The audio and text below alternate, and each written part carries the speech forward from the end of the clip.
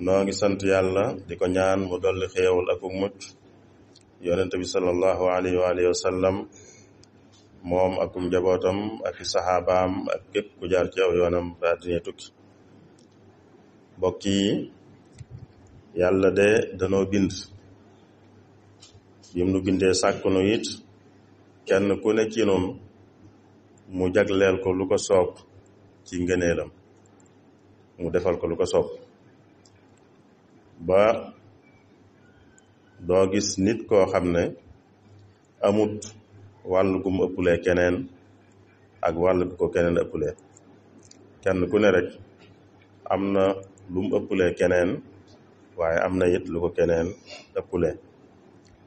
loolu coobare yàlla ci la aju ba bi mu tànnee sayyiduna muhammad sallallahu alayhi wa sallam def ko muy ab yonentam, ñi dëkkoon Màkka dañ doon wax naan waaw lu tee mu tànn keneen, mooy jàpp nañ dal am na fi ñu ko gën a doon kilifa ñoo xam ne ñoo gën a yeey ñu tànn leen def leen ab yonent.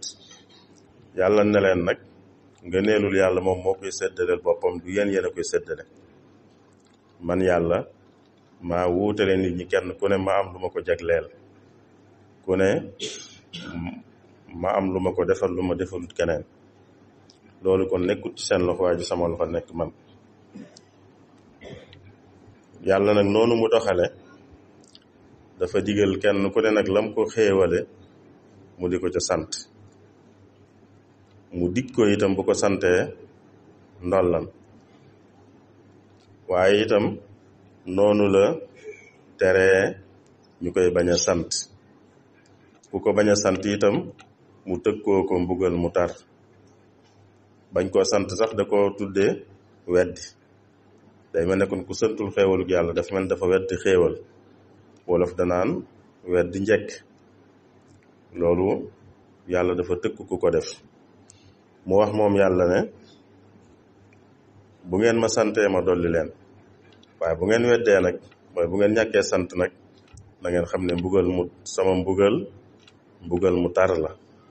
mooy kon man ngeen a dajeeg moom. ñàkk sant mën naa tax nit dajeeg ndigalul yàlla, mbugalum yàlla. kon noonu la yàlla diglee nu di ko sant, teree ko nu di ko ñàkk sant. waaye nag nit lu baree bari day faral di xool lim amut, waaye du xool lim am. lim amut lay faral di xool. kuy faral di xool lim amut nag, kooku ak cantam du bari, li muy sant du bari, ndax lu mu amut rek lay xool. moo tax yàlla wax ne ñi ëpp ci sama jaam yi, wala ñu néew ci sama jaam yi ñooy sant. ñi sant ci sama jaam ñi ñu néew lañ. waxaat na it feneen ne nit a goreedi mooy ñàkk sant. nit a goreedi. waxaat feneen ne kenn gënta goreedi nit, kenn gënta weddi njekk nit. lépp day wane kon ne ñu bari ci nit ñi duñu sant xéewal gi leen yàlla defal. ginnaaw yàlla digle na ku ko sant, waaye nit itam li muy gën di def mooy di xool lim amut. da koy xool lim amut ak cantam du yomb. moo tax yonent bi sallallahu alayhi wa sallam digal nu lii tax sant yàlla war noo yomb. moo tax mu digal nu wax nenu ne day leen xool ñi leen féete suuf. day leen xool, te bu leen di xool ñi leen féete kaw. ndax bu ngeen dee xool ñi leen féete suuf, loolu moo leen di gën a yombalal ngeen di sant yàlla. ndax da nga xam ne defal na la lu mu defalut keneen, lu mu defalut ñeneen. waaye booy xool rek ñi la féete kaw, kon loo manqué rek ngay gis, ba doo yëg ni kon defal nañ la yow luñ defalut keneen, ba sa cant du yomb. kenn ku ne ci noonu na xam ne mbiram lu mu doy waar, bu seetloo boppam seetlu ñi ko wër itam, dana xam ne tane nañu bari ci wàll yu bari.